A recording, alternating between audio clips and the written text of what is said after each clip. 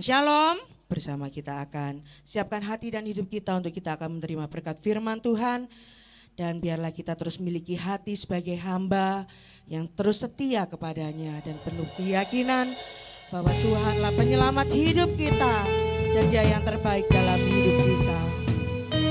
Hati hamba.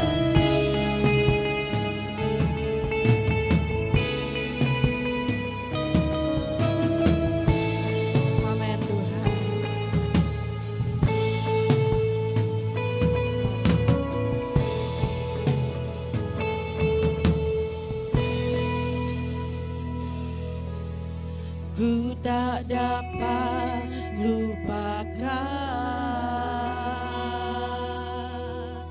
kebaikan yang ku terima, pengorbananmu yang mulia, jadikan ku berharga. Kau tulus menerima, Kau tulus menerima aku apa adanya, aku apa adanya. Kekuatan kasih-Mu nyata memulihkan hidupku. Kau bukan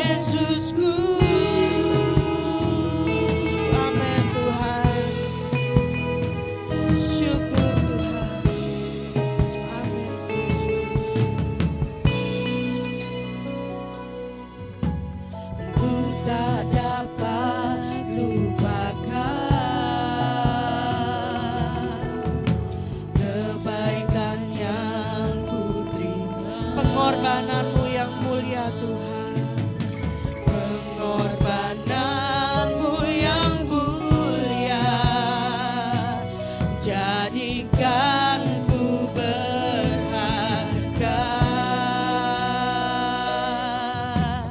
Kau tulus menerima aku apa adanya.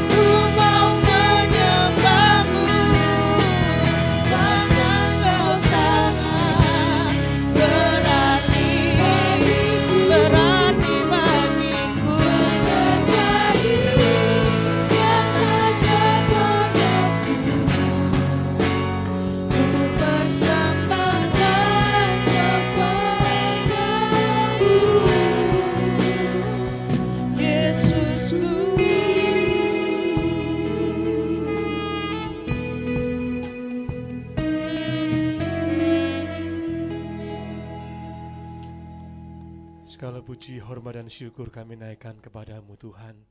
Engkau Allah kami yang begitu mengasihi kami. Engkau tidak melihat rupa dan harta kami, namun Engkau melihat kedalaman hati kami yang rindu untuk mencari Engkau, yang rindu untuk bersyukur kepada Tuhan, dan rindu untuk membalas segala kebaikan, anugerah bahkan keselamatan yang Tuhan sudah anugerahkan bagi kami sekalian. Terima kasih Tuhan, kami mengucap syukur buat pagi hari ini. Engkau memberikan kami kesempatan untuk kami dapat bersekutu, memuji dan memuliakan Engkau ya Bapa. Pujian penyembahan kami sudah kami naikkan. Biarlah berkenan di hadapan-Mu ya Tuhan, dan menjadi dupa yang harum bagi Engkau ya Bapa. Tiba saatnya Tuhan, kami akan mendengarkan sabda firman-Mu. Bapa, kami butuh firman-Mu. Kami tidak bisa berjalan sendiri. Kami butuh pelita dari Engkau ya Tuhan, yaitu cahaya firman Tuhan. Olehnya Bapa, terangilah hati kami dengan firman-Mu, sehingga firman-Mu akan menuntun kami untuk kami berjalan di dalam kehendak-Mu ya Tuhan. Bersehati kami berdoa untuk Bapak Gembala yang Tuhan utus untuk menyampaikan berita firman di pagi hari ini. Tuhan mengurapi beliau dengan kuat kuasa yang dari surga, dan Tuhan singkapkan pewahyuan surgawi sehingga kami anak-anak-Mu dibawa untuk semakin mengenal dan semakin mendekat kepada-Mu ya Tuhan. Terima kasih Tuhan, terima kasih. Mari Tuhan, lawatlah kami semua, persiapkan kami untuk kami menerima berkat firman-Mu dan juga menikmati berkat perjamuan kudus-Mu. Terima kasih. Kami akan buka hati kami, baik kami yang ada di tempat ini maupun anak-anak-Mu yang beribadah secara online, semua disertai dan diurapi Tuhan. Di dalam nama Tuhan Yesus kami sudah berdoa. Haleluya. Amin. Amin. Silakan duduk kembali saudara. Terima kasih doanya Evangelis Hizkia. Selamat pagi, shalom keluargaku semua yang ada di sini dan juga yang ada di online. Tuhan memberkati semua, puji Tuhan. Saya imani semua baik dalam pemeliharaan Tuhan.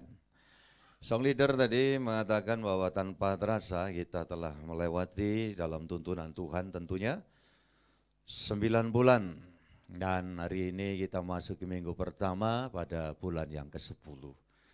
Ya, dan kalau secara tradisi, tapi tradisi itu kita pakai arahkan untuk memuliakan Tuhan. Tidak berasa sebentar lagi Raya Natal telah tiba kembali. Amin.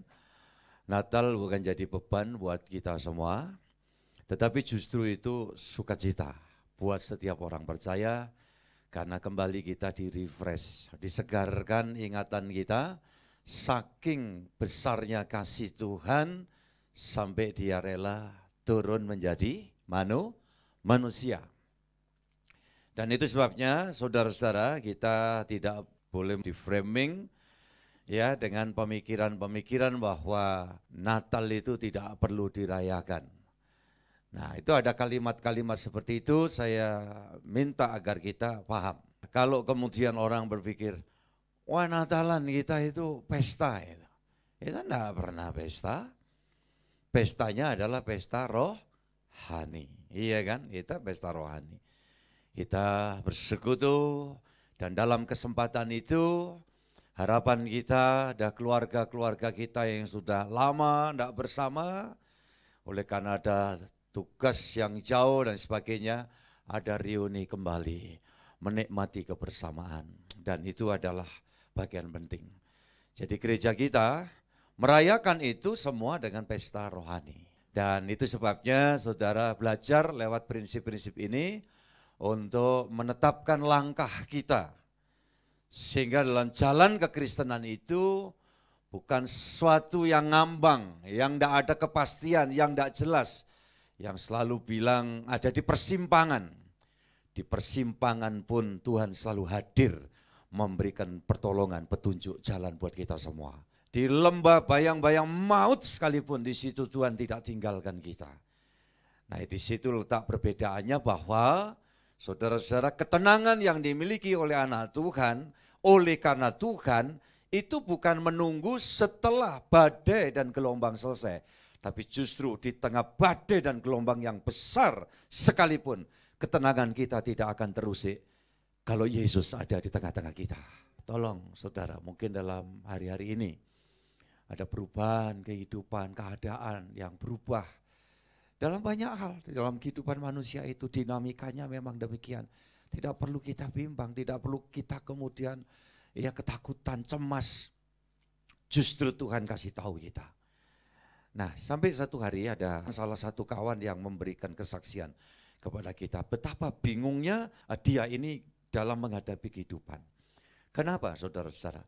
Karena dia sedang bertanya-tanya di dalam pemikirannya. Masa Tuhan memberi kesempatan aku untuk hidup itu sedang menuju kematian. Dan ketika kematian itu didefinisikan, ada maut, ada hal-hal yang menakutkan, membinasakan, murka dan sebagainya. Nah dari situ saudara-saudara yang dikasih Tuhan, sampai dia mencoba berapa kali bunuh diri. Kalau demikian buat apa hidup? Kalau hidup hanya kemudian dihadang oleh kematian, oleh maut, oleh neraka. Berapa hari lalu ini paling enggak saya dapat informasi ada 4 kejadian peristiwa. Padahal kami terus berdoa. Ya, kejadian apa? Bunuh diri saudara-saudara. Ya, kita mungkin semua juga dengar itu. Dalam beberapa bulan terakhir. Dan saudara-saudara yang dikasih Tuhan, betapa dalam hati saya Tuhan. Kami doakan loh. Jumat kemarin pun kami juga doa. Betul ya Pak Didi? Di mana Pak Didi? Iya. Dengan tim yang berdoa, ada Bu Kardi, ada Pak Arianto sekeluarga, ada Bu Mujiati, ada beberapa ibu ya. Saudara-saudara kasih Tuhan, kami selalu doa. Tapi nampaknya hari-hari ini pekerjaan maut ingin merenggut iblis itu, membinasakan sebanyak-banyaknya orang. Kembali kepada cerita dari kawan, nyaris dia bunuh diri. Ya berapa kali dia lakukan gagal, karena apa? Pikirnya buat apa hidup? Kalau ternyata Tuhan ini memberikan kesempatan untuk aku sedang menuju kematian, maut. Akhirnya mencari-cari dia di dalam perjalanannya.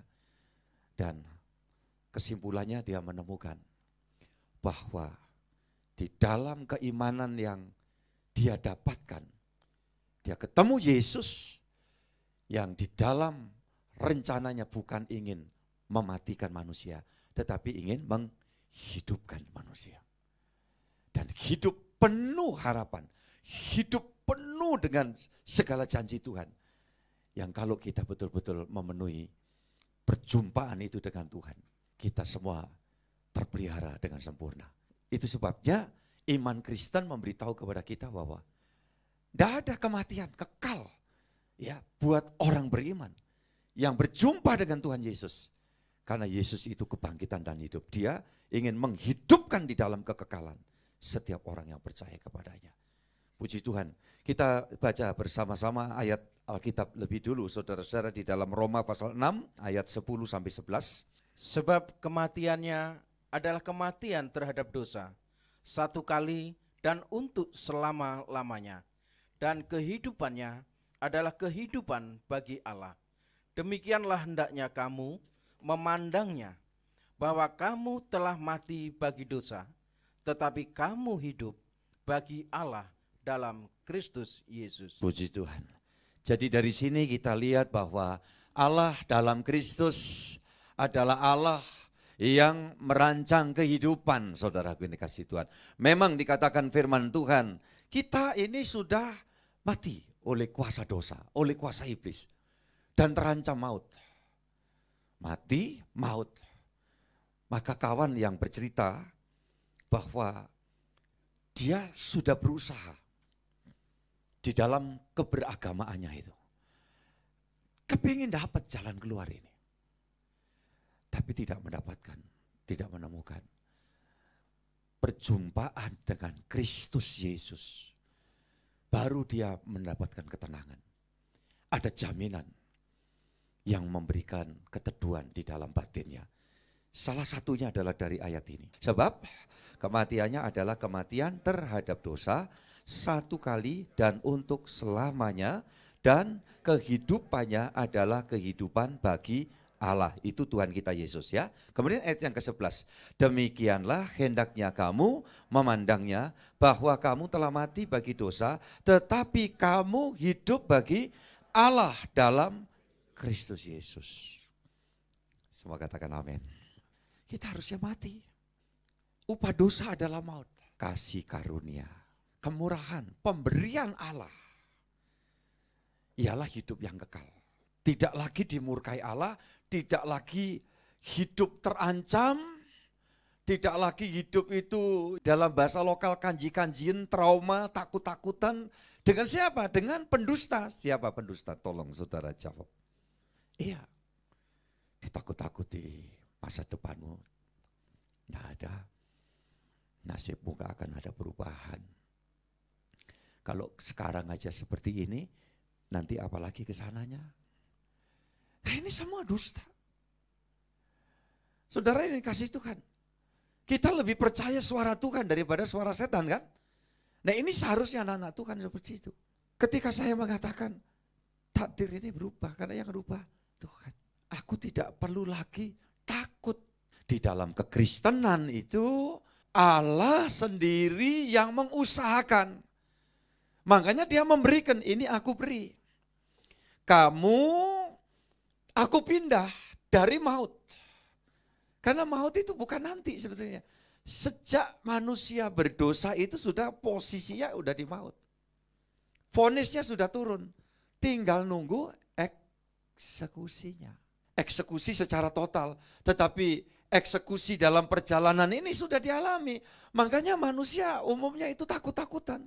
Sampai mulai nanti kaitannya dengan kepercayaan-kepercayaan. Takut tinggal di rumah pojokan, takut tinggal di rumah yang nyontong begitu. Tusuk sate, takut angka ini, angka itu. Saudara-saudara yang dikasih Tuhan. Banyak di sini dibebani dengan berbagai macam hal yang membuat hidup ini tidak mengalami ketenangan. Nah saudara-saudara yang dikasih Tuhan. Itu sebenarnya ada bagian dampak dari posisi status kita ini adalah tawanan. Jadi manusia diperbudak sedemikian rupa. Kalau sudah demikian gimana? Sudah tinggal nunggu aja, mati maut. Nanti kalau menghadapi kegagalan aja iblis sudah ngomong, buat apa kamu hidup kayak gini? Nggak ada hari esok buat kamu. Coba noleh di belakangmu. Bagaimana? Ada nggak familimu, keluargamu, dari latar belakang silsilamu, orang-orang yang berhasil? Nggak ada kan? Buat apa? Berlanjut. Toh nanti ujungnya mati. Nah saudara-saudara, ini strategi iblis yang paling sukses di dalam dunia. Yang harus kita bongkar di dalam nama Yesus. Agar jangan ada seorang pun dari anak Tuhan yang kemudian terjerembab, terjebak, ia terjungkal hanya karena tipu muslihat iblis. Yang seharusnya masing-masing kehidupan kita sedang mengemban satu penugasan rencana Allah yang begitu besar. Tapi kemudian kita rusak sendiri gara-gara kita lebih percaya omongannya setan daripada perkataannya siapa? Katanya Tuhan Yesus. Itu sebabnya hari ini saudara-saudara tanggal 6 Oktober 2024 Tuhan bicara kepada saya sampaikan. Ya tentu saya melalui belajar, saya terus tunduk diri di bawah kaki Tuhan. Dan isi hati Tuhan yang saya dapatkan, saya sampai pengalaman teman itu. Kemudian dia disadarkan ketika perjumpaan dengan Tuhan Yesus Kristus. Dan dialog tadi saya lanjutkan, saudara-saudara yang dikasih Tuhan. Bahwa ini loh anugerah yang diberikan Tuhan. Tuhan menganugerahi kita. Bukan tanpa konsekuensi, bukan tanpa dia harus membayar harga, dia harus bayar harga. Makanya Yesus disalib, mati, dimasukkan kuburan, turun kemana saudara? Alam maut. Untuk apa? Itulah bayar harga saya dan saudara.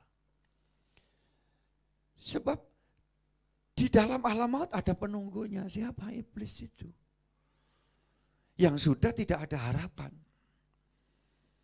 Kenapa kok dia salah langsung dibuang, dibelenggu di sana? Dia makhluk roh. Dia tidak ada tubuhnya. Mutlak seharusnya dia taat. Nah kenapa kita diajari ketaatan kadang-kadang masih meleset. Kita diajari ketekunan kadang-kadang muncul malas kita. Saudara-saudara yang kasih Tuhan, diajari untuk kita hidup itu melakukan yang baik itu. Masih juga kepleset kulit pisang. Karena kita masih ada apanya nih saudaraku? Tubuh. Nah Tuhan tahu di situ. Tetapi makhluk roh ketika bersalah dia tidak dapat lagi kesempatan pengampunan. Dia langsung dibuang. Tapi kan tetap aja memang dia niatnya jahat. Dari awal itu iblis adalah apa? Malaikat yang jatuh itu dia berniat buruk terhadap Allah.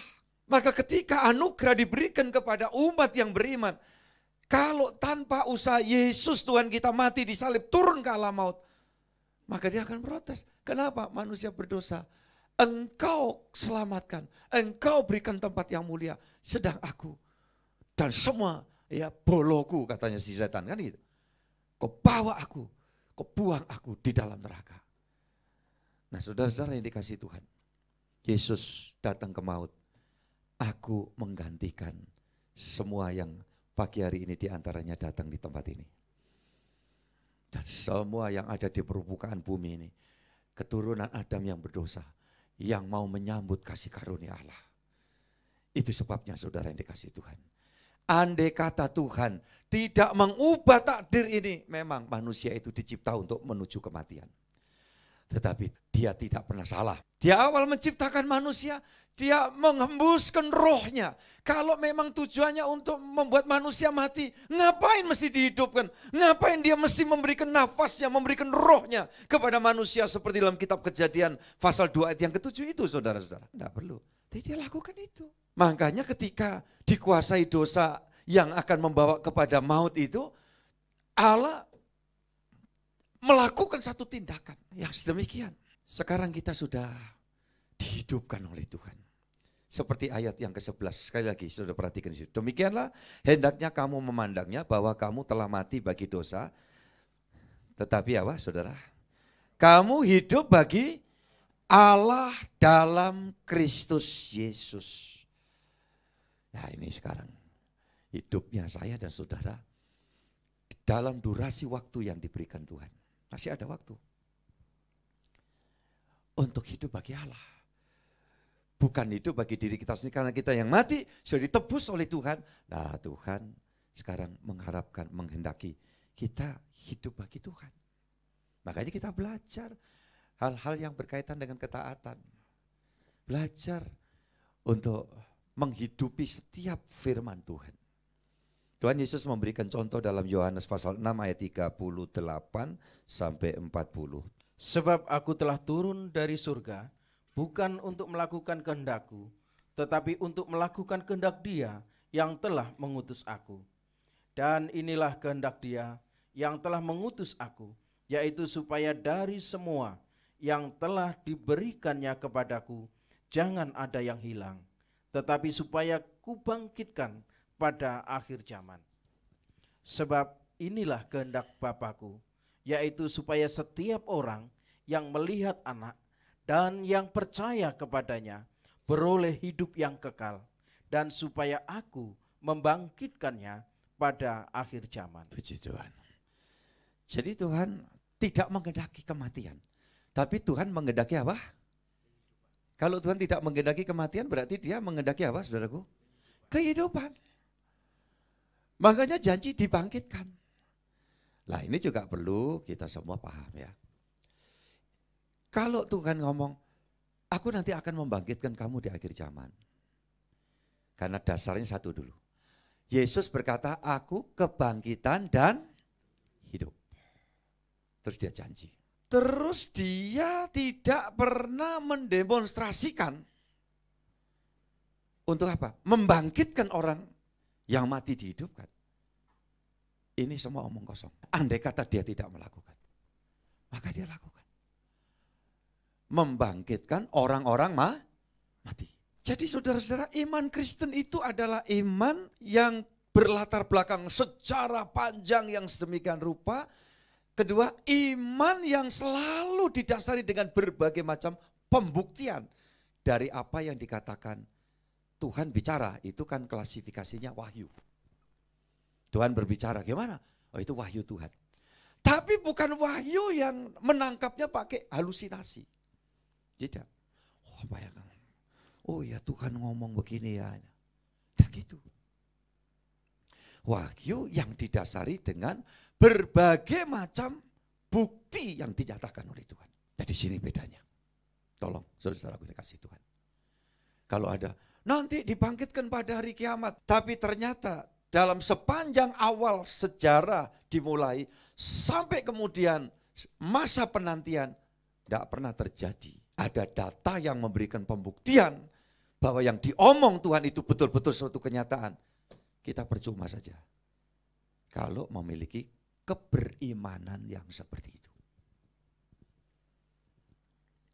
Yesus bilang, aku kebangkitan dan hidup. Lantas Yesus membuktikan.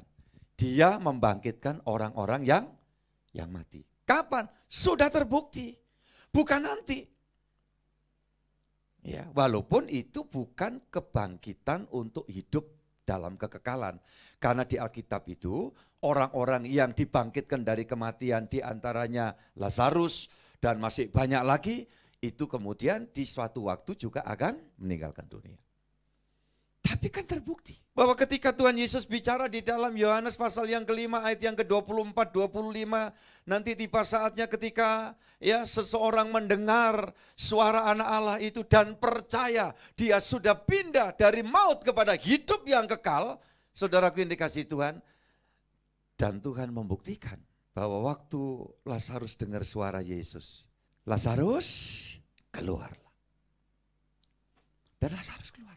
Makanya kita ini sampai di dalam keberimanan. Kalau untuk orang di kuburan aja bisa dengar suara Tuhan. Kalau kita yang masih di dalam dunia di luar kubur ini, kita tidak bisa ngerti suara Tuhan, ya rugi banget. Tetapi kalau kita dengar dan percaya suara Tuhan, tidak ada kesulitanmu yang tidak bisa diselesaikan oleh Tuhan. Pertolongan Tuhan terus berlaku buat setiap orang yang percaya.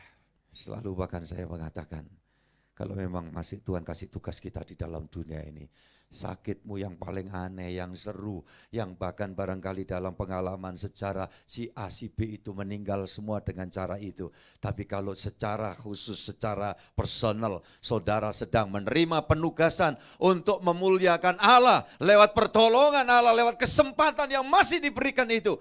Bagi Allah dalam Yesus tidak ada yang mustahil.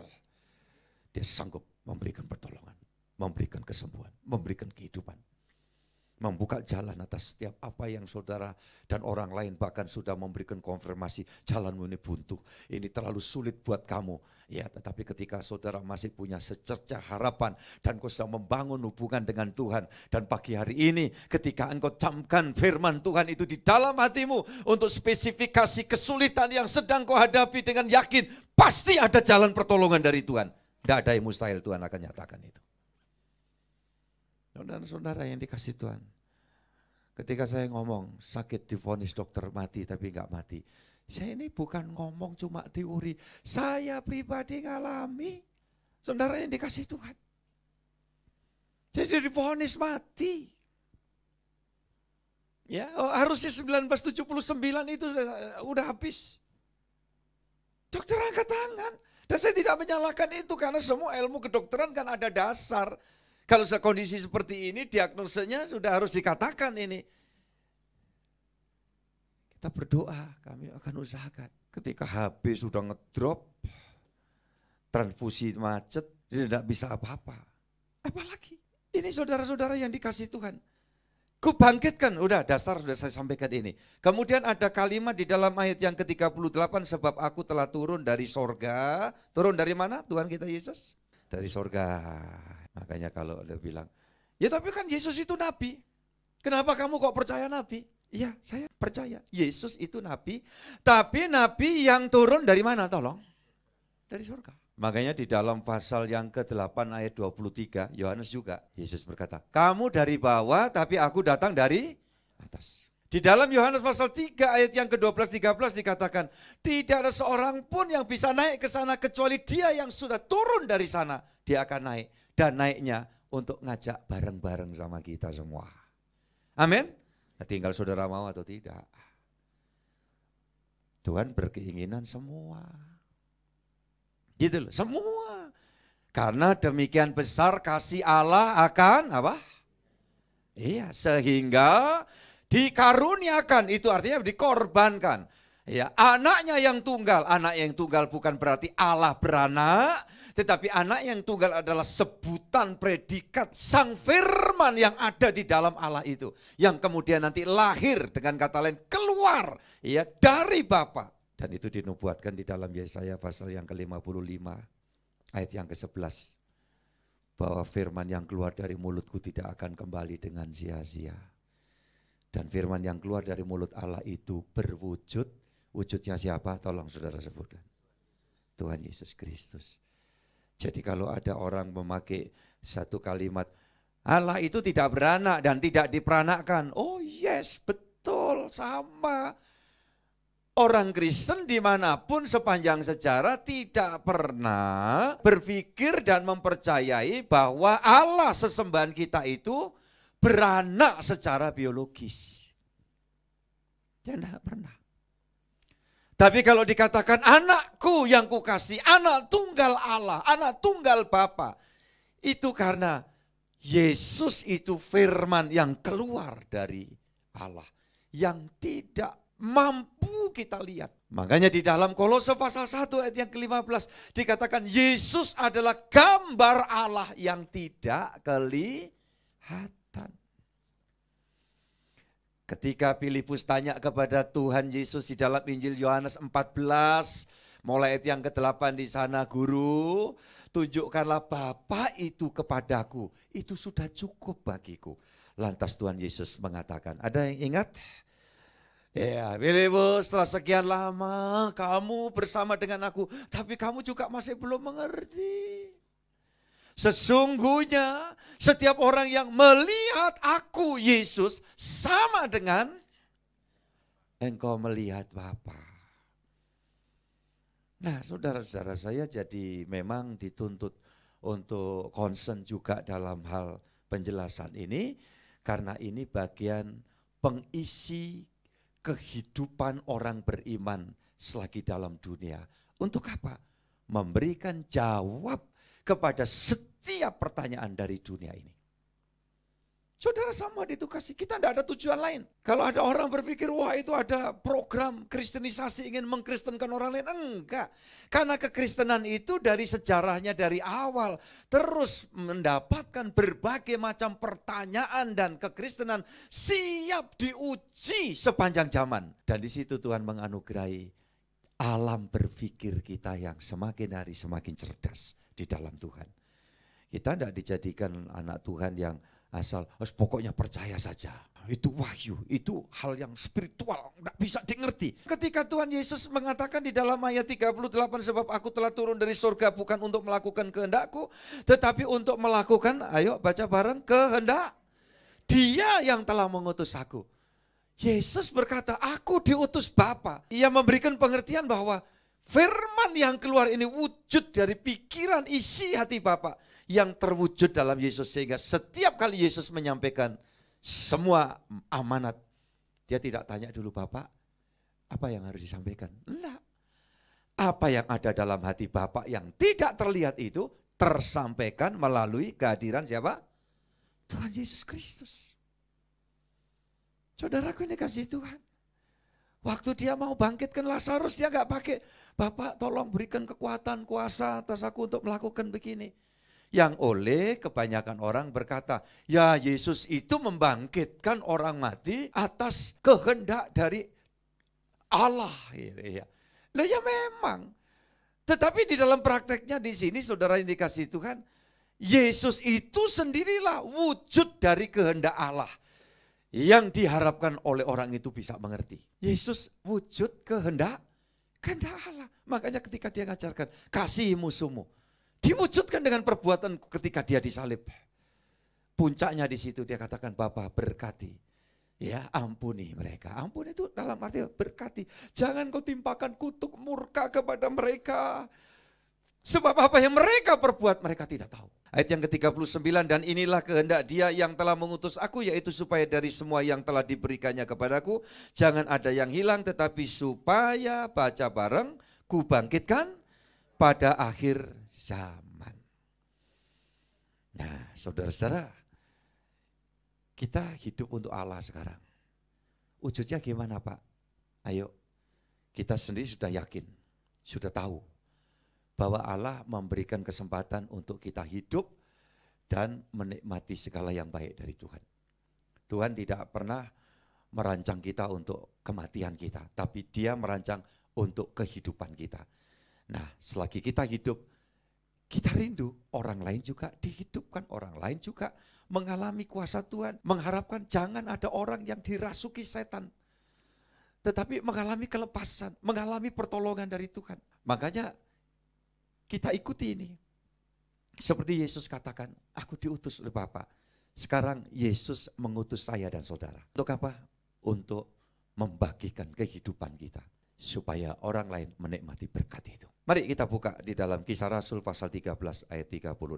Sebab Daud melakukan kehendak Allah pada zamannya, lalu ia mangkat dan dibaringkan di samping nenek moyangnya, dan ia memang diserahkan kepada kebinasaan. Saudara, kita lihat di sini sebab Daud melakukan kehendak Allah pada zamannya. Apa yang dilakukan oleh Daud? Yang dilakukan oleh Daud adalah membangun satu komunitas yang membawa mengerti bahwa kerajaan yang dipimpin Daud itu nanti akan berlanjut. Akan ada raja yang disebut anak Daud, keturunan Daud, yang mendatangkan berkat dan kuasa kerajaannya tidak binasa. Dan itu adalah kerajaan siapa, saudaraku? Kerajaan Tuhan Yesus Kristus.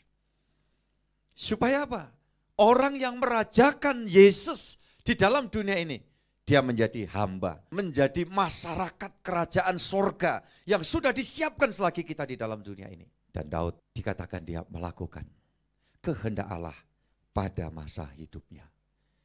Saya rindu, Pak Yohanes rindu, kita semua rindu, supaya pada season hidup kita ini, kita dapat melakukan apa? Kehendak Allah. Kehendak Allah untuk apa? Lakukan apa yang jadi kerinduannya dia. Bukan kehendak kuasa gelap. Bukan kehendak setan. Ya. Jadi kalau kita lakukan hal-hal yang berkenan di hadapan Allah, itulah kehendak Allah. Tapi kalau ada hal yang tidak membangun, tidak memberikan penguatan, tidak mendoakan yang baik, tugas kita memberkati, bukan mengutuki. Amin. Tugas kita jadi berkat ya, bukan untuk mendatangkan masalah kan.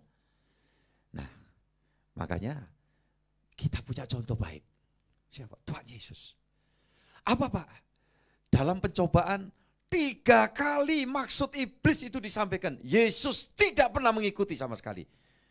Nah, Tuhan mau seperti itu. Jangan kita ikuti kehendaknya dia.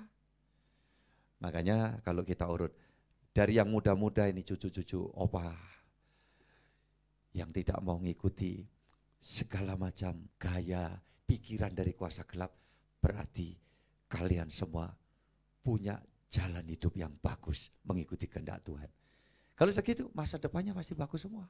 Belajar sabar ketika apa yang menjadi doa kita masih Tuhan minta kita tunggu.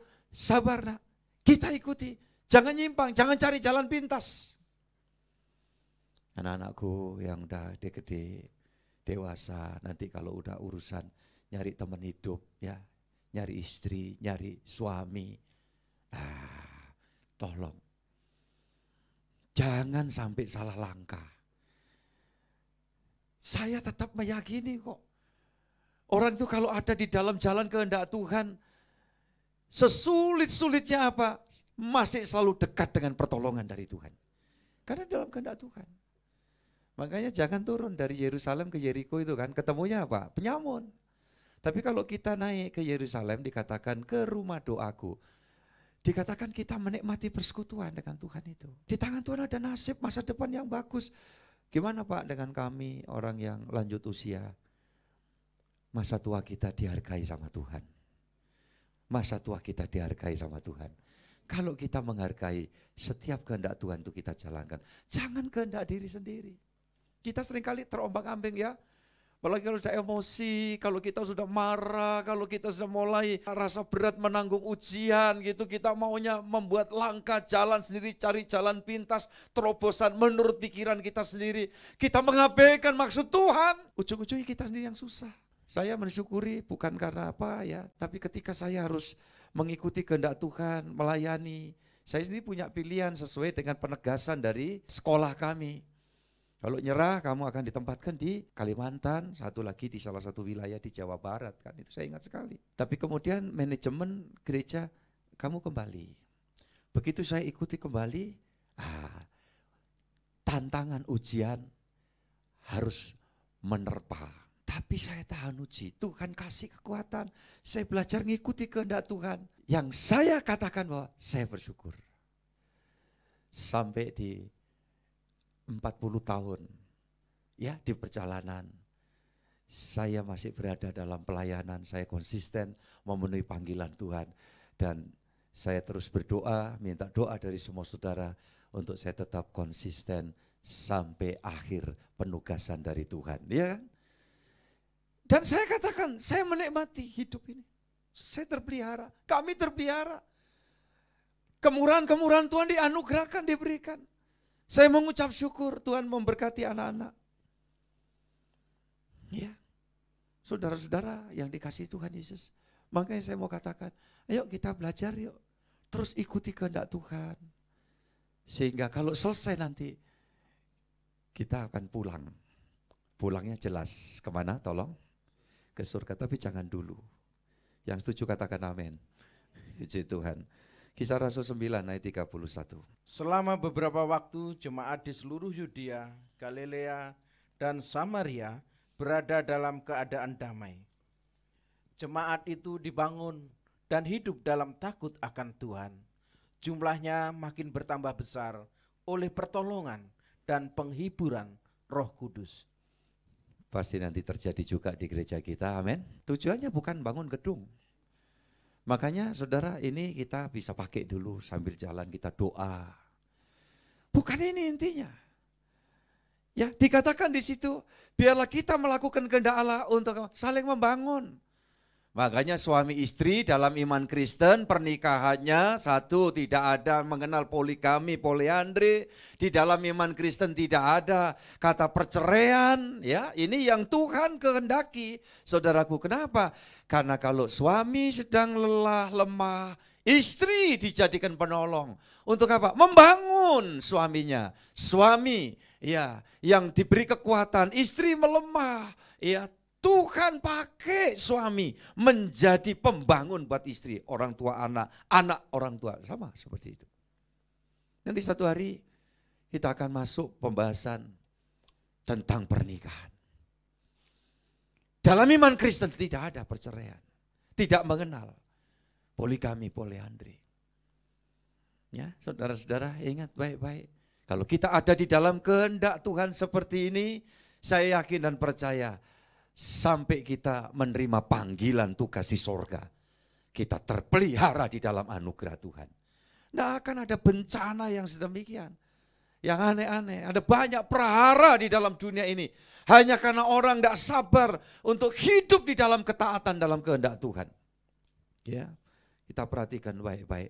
Sehingga yang terjadi apa? Jemaat semakin bertambah. Kenapa? Saling membangun, kuat. Rumah tangga kuat. Gereja kuat. Ekonomi saudara pun juga tetap dalam perhatian Tuhan. Ada selalu kecukupan yang dari Tuhan. Saudara-saudara yang dikasihi Tuhan, 1 Tesalonika pasal 5. 1 Tesalonika 5 ayat yang ke-9 sampai 11. Selesai. Saya persilakan semua pelayan bisa mempersiapkan diri ke depan. Mari. Karena Allah tidak menetapkan kita untuk ditimpa murka, tetapi untuk beroleh keselamatan oleh Yesus Kristus Tuhan kita, yang sudah mati untuk kita, supaya entah kita berjaga-jaga, entah kita tidur, kita hidup bersama-sama dengan Dia. Karena itu, nasihatilah seorang akan yang lain, dan saling membangunlah kamu seperti yang memang kamu lakukan. Puji Tuhan. Saling membangunlah kamu, ya. Saudara, inilah kehendak Tuhan yang harus kita kerjakan. Dan dikatakan di situ entah kita ya dalam posisi hidup atau tidur, mati, kita bersama-sama dengan Dia. Kita tidak pernah sendiri. Amin. Senang kita sama Yesus. susah pun ingat Yesus bersedia menjaga kita. Dan dia tidak pernah tinggalkan kita. Makanya dia selalu berjaga terhadap kita. Kayak orang tua itu loh. Waktu anak kecilnya tidur nyenyak tengah malam, kita terjaga walau lelah capek, ya kan? Kita cari tahu anakku lagi tidur, ya. Kita tidak rela kalau ada nyamuk gigit anaknya, betul enggak? Apa ada ibu bapak gitu lihat anaknya digigit nyamuk, wah nyamuk bagus, terus gigit terus, tidak ada, ya. Berusaha untuk singkirkan nyamuk. Itulah Tuhan kita, yakin? Tuhan selalu memelihara kita. Terima kasih Pak Yohanes Widodo, Tuhan memberkati. Amin, puji Tuhan. Keluargaku yang ada di online, saya silakan jika mau menerima pendampingan pelayanan perjamuan kudus untuk mempersiapkan roti dan anggur secara mandiri, saya silakan, puji Tuhan. Jemaat yang di sini saya silakan untuk bersama-sama berdiri. Mari kita berdiri dan kita naikkan satu pujian. Hanya dekat Allahku. Terima kasih Tuhan. Kami bersyukur setiap firman yang Kau anugerahkan buat kami, membawa kami hidup dalam kekuatan kuasa-Mu. Terima kasih. Hanya dekat Allahku, rasa tenang hatiku, Kau sertai jalanku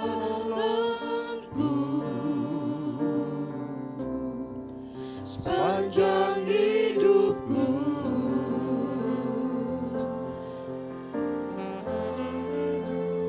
Hanya dekat Allahku, ada kekuatan baru, Kaulah perlindunganku, keselamatanku. Ku ingin selalu bersekutu denganmu.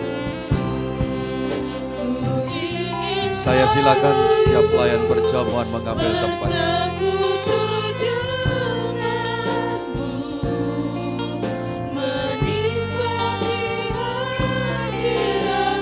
Terima kasih Tuhan Yesus. Biarkan Roh-Mu tinggal dalam hidupku, sungguh indah bersamaku selamanya. Di penghujung ibadah ini kami bersama mau menerima berkat perjamuan kudus-Mu ya Tuhan. Sebagaimana Engkau mengatakan tiap kali kamu makan dan minum perjamuan ini, kamu mengingat akan sengsara kematianku.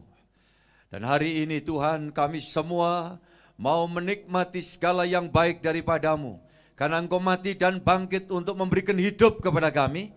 Dan sekarang hidup yang Kau berikan kepada kami untuk kami gunakan, memuliakan Tuhan sepanjang umur hidup kami. Kami mesti berjuang selagi kami hidup untuk mendatangkan berkat, hidup untuk membangun, hidup untuk menguatkan, hidup untuk bermanfaat. Sampai akhirnya kami akan pulang ke dalam kerajaan-Mu, sorga yang mulia. Tuhan, sucikan kami semua, layakkan kami untuk menerima tubuh dan darah Tuhan. Dan terlebih kami para pelayan hamba-hamba-Mu ini Tuhan kuduskan, untuk kami Tuhan perkenan mengantar tubuh dan darah Tuhan kepada semua jemaat. Perjamuan yang sudah tersedia di gereja ini dan yang sudah disediakan secara mandiri buat anak-anak-Mu yang di tempat jauh, di online sana. Semua dikuduskan dan diberkati dengan persekutuan, yaitu dengan kuasa tubuh Tuhan yang dipecah-pecahkan dan persekutuan dengan kuasa darah Tuhan yang tercurah. Kami segera bagikan ini di dalam nama Tuhan Yesus Kristus. Amin. Jemaat silakan duduk.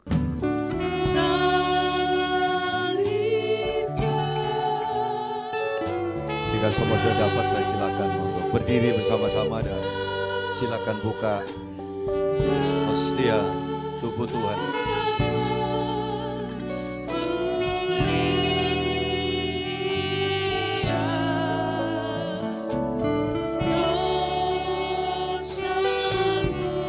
Terima kasih Tuhan.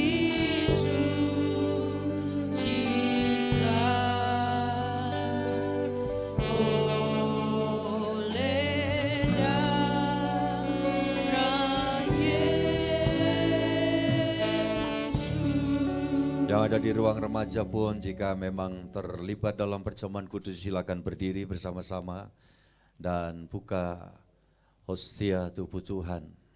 Puji Tuhan. Haleluya. Haleluya, terima kasih Tuhan. Syukur, semua berdoa secara pribadi.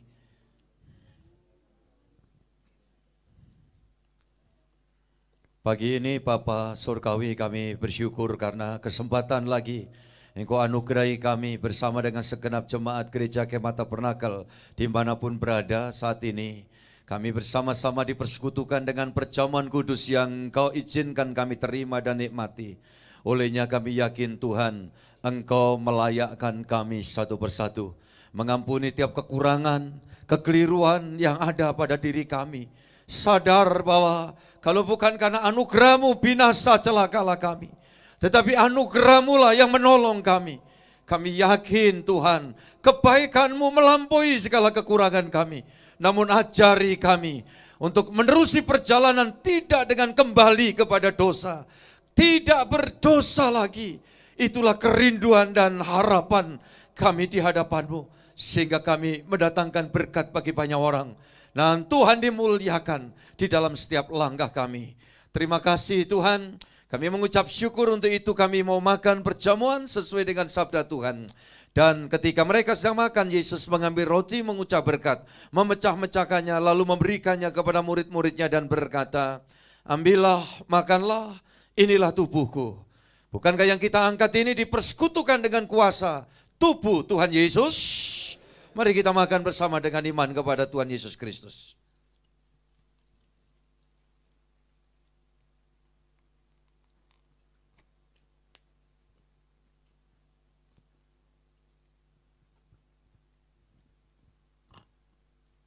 Kami bersyukur karena tubuh Tuhan menyatu di dalam tubuh kami. Itulah yang menjadi prinsip ya Tuhan dalam perjamuan. Maka tubuh, jiwa, roh kami Engkau lingkupi dalam kemurahan-Mu Tuhan, untuk kami menerusi langkah hidup kami. Sehingga dalam semua season kehidupan kami dapat melakukan kehendak Allah yang diperkenan oleh Allah. Utuslah kami ya Tuhan untuk melaksanakan kehendak-Mu senantiasa. Sekarang kami mengangkat cawan berkat ini dengan penuh syukur, dan kami akan meminumnya sesuai dengan sabda Tuhan. Sesudah itu ia mengambil cawan, mengucap syukur, lalu memberikannya kepada mereka dan berkata, minumlah kamu semua dari cawan ini, sebab inilah darahku, darah perjanjian yang ditumpahkan bagi banyak orang untuk pengampunan dosa. Bukankah cawan berkat yang kita angkat ini dipersekutukan dengan kuasa darah Tuhan Yesus? Haleluya, mari kita meminumnya bersama dengan iman kepada Tuhan Yesus Kristus.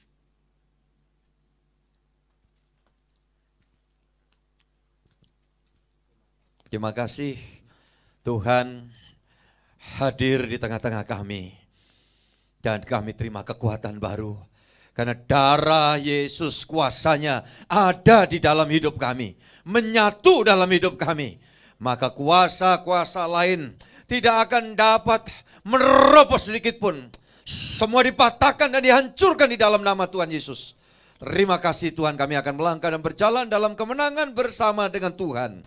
Dari hari ini dan sepanjang bulan seterusnya, kami ada dalam topangan Tuhan.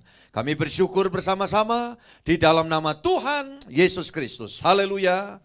Amin. Amin. Tuhan memberkati kita semua. Silakan duduk saudara-saudara.